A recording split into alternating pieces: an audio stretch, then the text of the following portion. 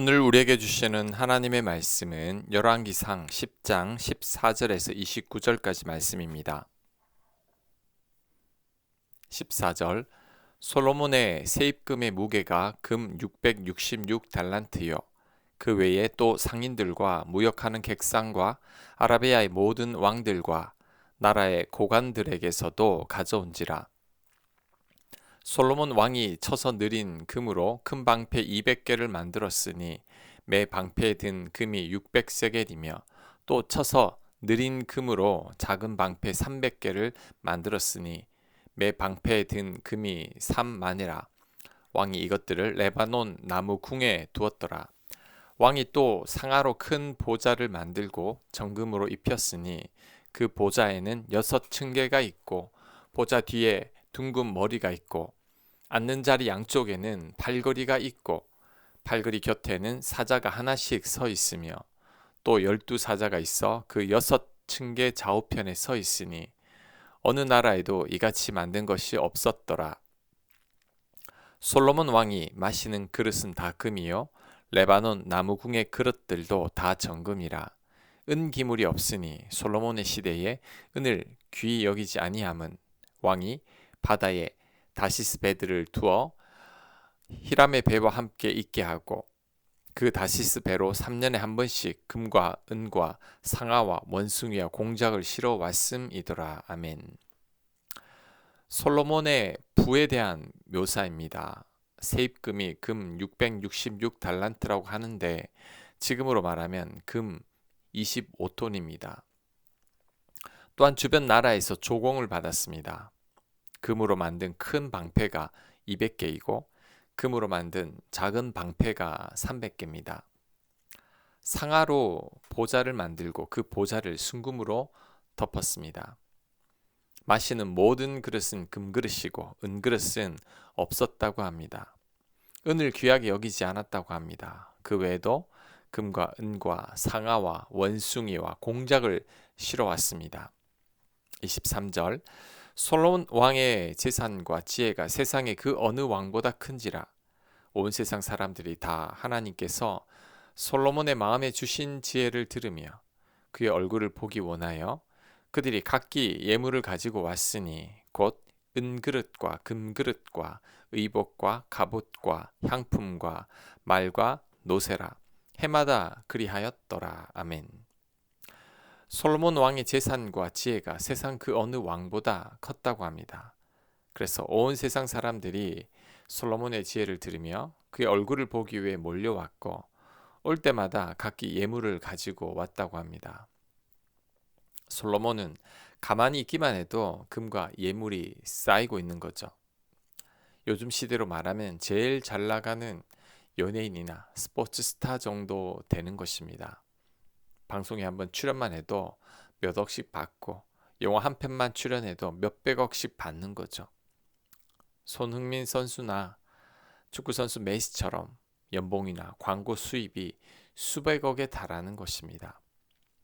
26절 솔로몬이 병거와 마병을 모음해 병거가 1400대요 마병이 12,000명이라. 병거 성에도 두고 예루살렘 왕에게도 두었으며 왕이 예루살렘에서 은을 돌같이 흔하게 하고 백향목을 평지에 뽕나무같이 많게 하였더라. 솔로몬의 말들은 애굽에서 들여왔으니 왕의 상인들이 값주고 산 것이며 애굽에서 들어온 병거는 한 대에 은 600세겔이요 말은 한 필에 150세겔이라. 이와 같이 햇사람의 모든 왕과 아람 왕들에게 그것들을 되팔기도 하였더라. 아멘. 솔로몬의 군사력도 막강했던 것 같습니다. 병거가 1400대이고 마병이 12,000명입니다. 많은 말들을 애굽에서 들여왔고 그 말들을 다른 나라에 되팔기도 했습니다. 오늘 본문을 보면 솔로몬의 부와 인기와 군사력이 얼마나 거대한지 알 수 있죠. 세상에서 가장 부하고 인기 있는 왕 같습니다. 그런데 영적으로 보면 심각한 상태인 거죠. 그래서 오늘 설교 제목을 정한다면 성공의 저주라고 할 수 있습니다. 표면적으로는 솔로몬이 부럽게 느껴집니다. 세상에서 가장 행복한 사람이고 가장 인기 있는 사람처럼 보입니다. 하지만 성경 말씀에 비추어 보면 아주 위험한 상태입니다. 이제 곧 넘어질 것만 같습니다. 신명기 17장 16절 이하의 말씀입니다. 그는 왕은 병마를 많이 두지 말 것이요 병마를 많이 얻으려고 그 백성을 애굽으로 돌아가게 하지 말 것이니 그에게 아내를 많이 두어 그의 마음이 미혹되게 하지 말 것이며 자기를 위하여 은금을 많이 쌓지 말 것이니라. 아멘. 신명기 말씀에는 왕이 말과 아내와 은금을 많이 쌓지 말라고 했습니다. 그런데 솔로몬은 이 세 가지를 다 어기고 있죠. 첫째, 말을 많이 두었고 그 말을 이웃 나라에 되팔기도 했습니다. 둘째, 아내는 첩까지 합치면 1000명이었죠. 셋째, 은금은 너무 많아서 주체할 수 없을 정도입니다. 특히 은은 너무 흔해서 귀하게 여기지 않았고 돌처럼 여겼다고 합니다. 금도 넘쳐나서 금방패를 만들었는데 금방패는 사용할 수 없는 방패죠. 사용하지도 않을 방패지만 금이 남아서 방패를 500개나 만든 겁니다. 게다가 상아로 보좌를 만들었고 금이 남아서 그 보좌도 금으로 덮어버렸습니다. 원숭이야 공작도 애완용으로 기르려고 수입했죠. 솔로몬은 신명기 말씀을 다 어기고 있습니다. 세 가지 조심하라고 한 것들을 더 많이 모았습니다. 그리고 하나님께서 주신 지혜로 백성들을 잘 다스리기보다 돈벌이를 하고 있습니다. 백성들을 잘 분별하라고 주신 지혜로 사람들을 모아서 자신의 지혜를 과시하며 예물을 받고 있습니다. 자신의 모습을 보여주고도 예물을 받고 있죠. 오늘날 가장 유명한 연예인이나 스포츠 스타보다 더한 인기를 누리고 있습니다. 이러니 솔로몬이 변질될 수밖에 없는 거죠. 지금 솔로몬은 하나님의 말씀대로 사는 게 아니라 세상의 부와 권세와 인기를 추구하며 살고 있습니다. 이 세대를 본받지 말고 하나님의 선하시고 온전하신 뜻이 무엇인지 분별해야 하건만 세상의 가치관대로 살아가고 있습니다. 지금 솔로몬은 더 이상 하나님을 믿는 자가 아닙니다. 과거에 겸손히 하나님께 지혜를 구하던 솔로몬은 사라지고 지극히 세상적인 솔로몬만 남아 있던 것이죠. 이제 솔로몬은 추락할 일만 남은 거죠. 감당하지 못할 분은 없는만 못합니다.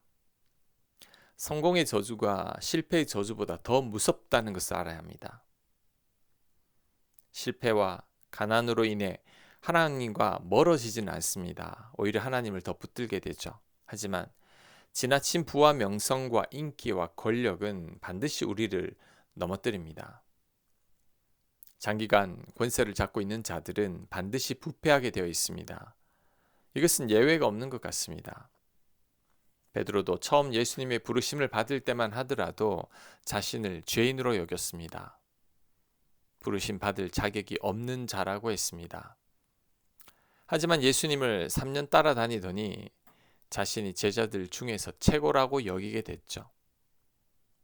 베드로도 솔로몬처럼 변질됐던 겁니다.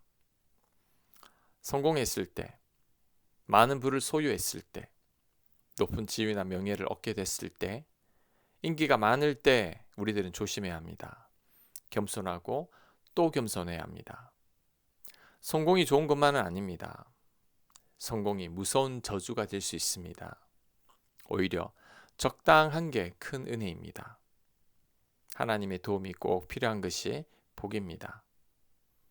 너무 성공해서 하나님이 필요 없기보다 실패해서 하나님을 찾는 게 더 큰 복입니다. 하나님 앞에 겸손히 엎드릴 수 있는 것이 나를 향한 하나님의 큰 사랑입니다. 아멘. 묵상과 적용 질문입니다.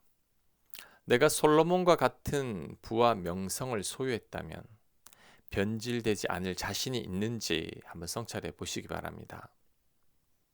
지금 하나님이 간절히 필요한 것이 하나님의 크신 은혜임을 묵상해 보시기 바랍니다. 기도합니다. 하나님, 솔로몬과 같은 부와 인기와 명성을 원치 않습니다. 하나님만이 꼭 필요하고 하나님과 더욱 친밀해질 수 있는 저희가 되게 하여 주시옵소서. 예수님 이름으로 기도합니다. 아멘.